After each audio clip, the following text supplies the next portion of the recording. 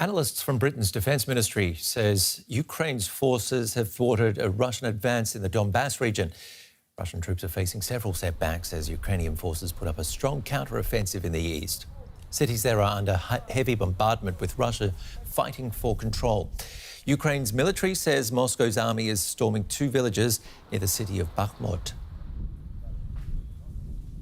Frank Ledwidge is our regular military analyst. He joins me from Oxford in the UK.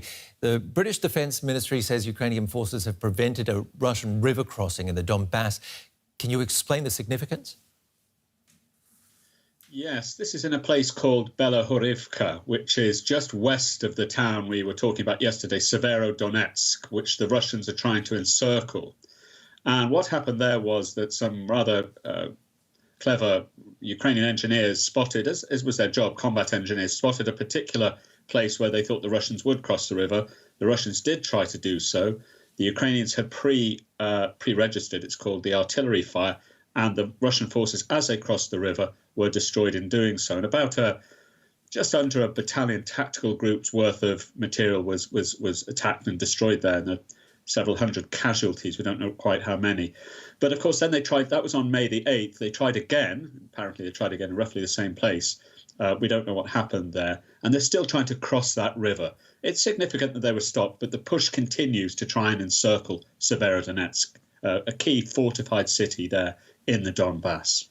And fighting is still ongoing at the Azovstal steel plant. How long can soldiers there hold up? Yes, very interesting question. The Russians planned a victory parade there, as we spoke before, on May the 9th, which obviously didn't happen for obvious reasons, equally obvious reasons. And the fight goes on.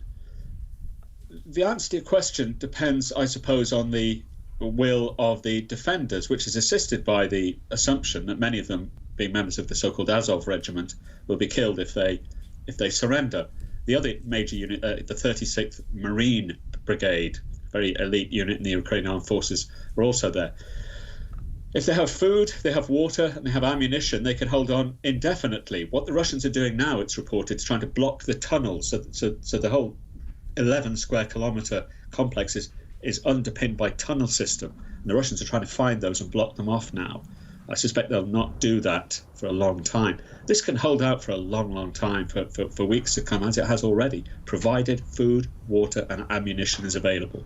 And we'll be following this. How do you see this war in general now, just progressing with more Russian ground offensives expected in the coming days?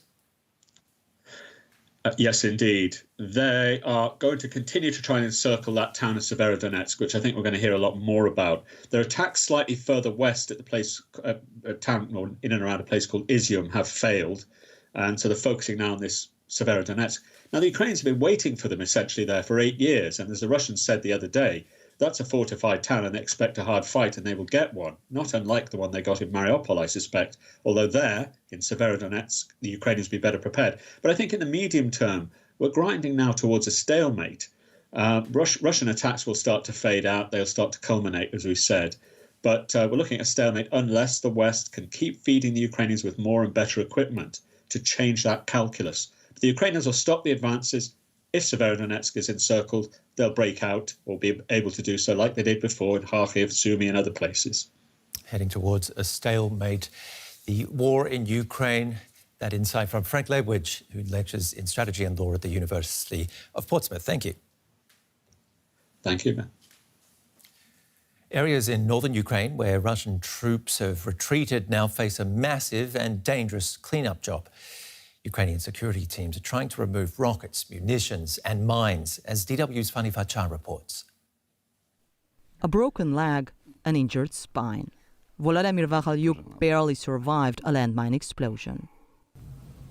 You see, you need time. Much needed comfort from his wife. Volodymyr was on assignment, restoring electricity in the Kyiv region when it happened. We were driving in the car with my colleagues. There were 3 of us, the driver, myself and my boss. We were talking about our plans for the next day, and then I don't remember anything. That's when their car drove over a landmine.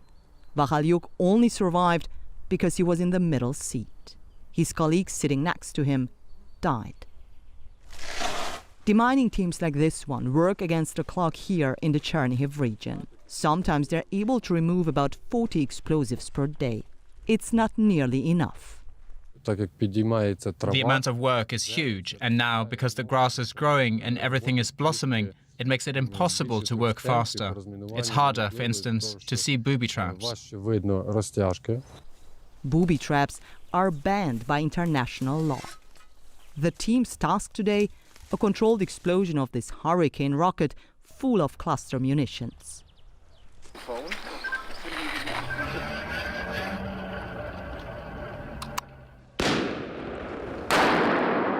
Indiscriminate weapons that can cause many fatalities. Before the war, people came here to walk. Now even that has become risky after the withdrawal of Russian forces.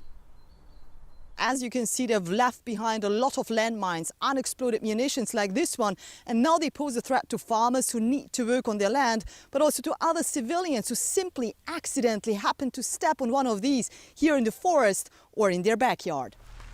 It will likely take years to demine Ukraine. As the war rages on, Mikhailo explains.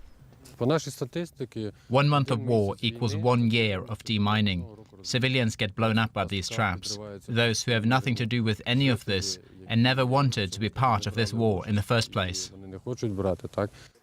Volodymyr's physical injuries will heal, but he must cope with the mental impact too. What can I say?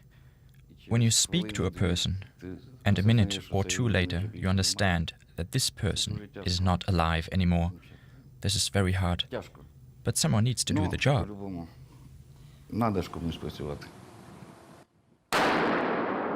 Despite the hidden danger of mines and other explosives, he wants to continue this dangerous job and bring electricity back to the people. And Fanny Facsar is in Kyiv for us. Fanny, tell us, besides living in a war zone, how do Ukrainians deal with having to live with this constant fear of stepping on something like a landmine? It's really incredible to witness this level of resilience and courage that people display here on the ground. We have seen that electrician in that report who says he wants to do his job. He wants to continue bring electricity to the people. But we also met a farmer, for example, who said he simply doesn't have any alternative than to work his land to be able to feed his family. This is the season right now. In fact, it's almost over when all these lands, agricultural fields must be worked on and plants need to be seeded.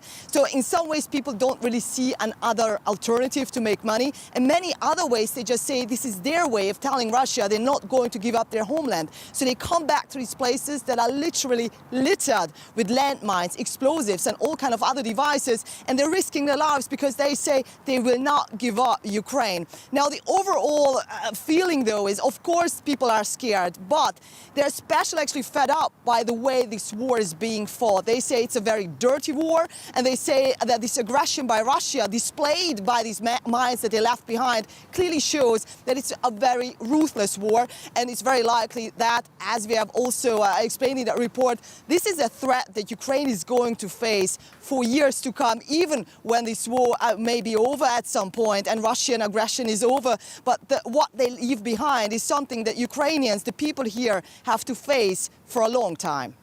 Can you tell us where the war is at right now and the situation in the east? Right now, in fact, and it's just a snapshot because all of these things can change daily, the front lines. But right now, if you really zoom in on the eastern part of Ukraine, but also the northeast, so namely Kharkiv region, where really this counteroffensive the Ukrainian forces seems to be working. In fact, some of the villages there towards the north and the east of Kharkiv, which is the second biggest city of Ukraine, this is where most of the Russian forces have been withdrawn from, have been repelled from.